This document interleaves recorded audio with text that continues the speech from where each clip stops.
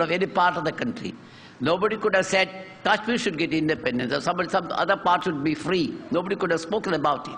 And if you say anything of the kind, that would be an offense. So when Justice Ajit Singh Bains only said, one day we will be free from this, what he meant was free from oppression, free from injustice. What happened to him? He was arrested, handcuffed.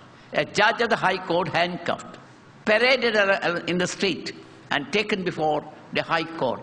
The High Court judges could not give bail. That was the law. Went to Supreme Court could not give bail. So he had to remain inside for nearly more than a year. What happened at the end of it? There was no case. This is the kind of thing that was the law. Under Tada law, over 75,000 persons were arrested. They were all kept inside. No bail was given to them. And under the Tada law, the police could extract confessions, torture, variety of ways of torture, violence in torture, all sorts of things, and then extract confessions. And ultimately, what happened at the end of, when the Tada came to an end, sometime in 1995, you will find, at the end of it, large number of houses, people suffered, all sorts of injustice. But at the end of it, 72,000 and odd persons were just released. No trial, no case, nothing of the kind. But they suffered injustice for months together, years together, inside the jail. And again, what is the conviction rate? Again, one conviction under Tada law was only 1.8%. So yet the Tada law had its effect. It made the police autocrats. The police could do whatever they liked, and none could do anything. The politicians could use Tada law for whatever they wanted, and they could arrest and keep any person behind a bar, and nothing could have been done. So in 1995, the law lapsed because there was widespread protest against this law. We all protested. Tada is a draconian law, and we don't want that kind of law. And it has not brought any terrorism down if you think of terrorism as such. So this came to an end from 1995. Then, of course, came 9/11, 2001. And what we did immediately, nothing happened in India. Whatever happened, happened in New York, World Trade Center. Yet Bush had announced, and immediately he said there will be war against terrorists. And Bush had again said, those who are not with us are against us. And we wanted to show, oh, we are with America. We are with Bush. So what we did, we brought POTA. Again, what happened in POTA? It's a versatile law and hold-all law. You can arrest anyone under POTA. Again, the same thing happened, what happened under Tada law. And large number of people suffered. And they were arrested, terrorists or no terrorists, nobody knows what it was. This is the kind of law. Law was brought only to terrorize the people. See, this is relevant because today people do talk of POTA. They want a law like POTA after what happened on 7/11 in the trains in Bombay, or what happened in Malagaon 2 days ago. They say without law, harsh law, we cannot control terrorism. And I can tell you, harsh law had never been able to control terrorism anywhere in this country or anywhere in the world. Again, when POTA was there, as I tell you, POTA was being debated in the parliament. And what happened was, when the ordinance was being debated, there was an attack in parliament on 13th of December 2001. Thereafter, when the POTA was passed, in Calcutta, there was US Information Center was bombed. There came Akshardham Temple, sometime in 24th September 2002. Then came Raghunath Mandir, 24th November 2002. Then we had in Ghatkopar, Mumbai, Mulund, on 2nd of December. And then, of course, Gate of India, Zawari Bazaar, 25th of August 2003. So, in spite of the law, whatever bomb blasts were continuing. And POTA had no effect on whatsoever. In the year 2002, according to a statement made by the Attorney General of India at that time, 4,038 terrorist-related violent incidents took place in Jammu and Kashmir, in spite of the army and other security personnel and the law. The number of terrorists killed on the spot in the year 2002 was 1,707, of which 508 were said to be foreigners. In Kashmir, the total number of people killed during the last about 17 years amounts to about 80,000. Thousands have simply disappeared. And this has happened in Punjab. Punjab also, when Khalistan movement was there, large number of people were disappeared.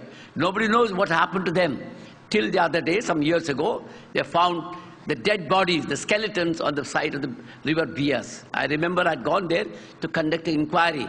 And what I noticed there was, I went around, talked to people, I went around, went to some houses.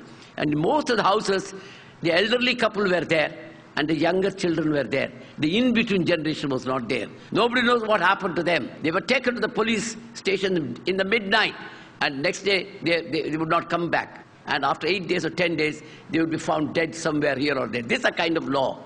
So, question is, violence is a continuous thing, killing and counter-killing. In Kashmir, in Manipur, I went to Manipur, again the same thing. In Chhattisgarh, in Telangana, in many places, killing has been routine. The other day, the Prime Minister suggested we should have counter-terrorist wardens. What does it mean, the counter-terrorist wardens? Who should be counter-terrorist wardens? You and I? We take the role of counter-terrorist wardens. I don't know. The Prime Minister suggested that. What happened in Kashmir? We made an experiment some years ago. We had arrested a large number of Kashmiris.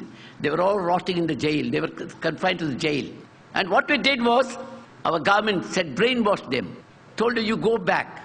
And go back and tell the people they should not fight like this. They should be afraid. They should change their attitude towards India. Do that. But they said, if we go, we will be attacked. So the government, what the government did, we'll give them guns. So the people who went back were given guns. And I remember during one of those elections, our People's PUDR, the Democratic Rights Organization, brought a report. And there was voting at that time which said gunpoint, voting with gunpoint. There was an army, gunpoint from the militants. There was a gunpoint from the security force. There was a gunpoint from the military, from the other other security officials. And there was a gunpoint at by these people. Would that solve a problem? Violence against violence. Again, what we did in Chhattisgarh the other day. Chhattisgarh, there are Maoists are there, Naxalites are there. How to eliminate them? So we have started a brigade of tribals. Over 5,000 tribals were asked to join. And then they called it Salwa Junoon. And with the result, what happened was, all the tribals were killed, but the Naxalites are still there. This is the kind of thing that we are thinking. So, what I'm trying to say is, not a single terrorist in this country has been tried or convicted. Nothing is of the kind. What we have done is only killing. In Bombay, for example, bomb blast took place in 93. Conviction, of course, still we don't know. Conviction, the real culprit, where are the real culprits, one doesn't know. Of course, people who have been rotting in jail for 13 years and so on. Tomorrow is supposed to be the D-Day, the Judgment Day. I don't know whether the judgment will come or not. This is the kind of thing. And again, you'll find in Akshardham, there was an attack. Again, who are the culprits? They were shot dead. In Parliament attack, who are the culprits? We don't know. We shot them dead. This is the kind of thing that we are doing. So we have only violence as in answer to violence. That is always the kind of thing. Even after 9/11, what did Bush do? He declared a war. War against whom? War against terrorists. War against Osama bin Laden. What did he do? He bombarded Afghanistan. He killed large number of poor people. No one is sure whether Osama bin Laden was killed or not, but large number of innocent people died. So also in Iraq, they said, okay, Taliban are in Iraq. They also said Iraq has got what we call weapons of mass destruction. No evidence of that. And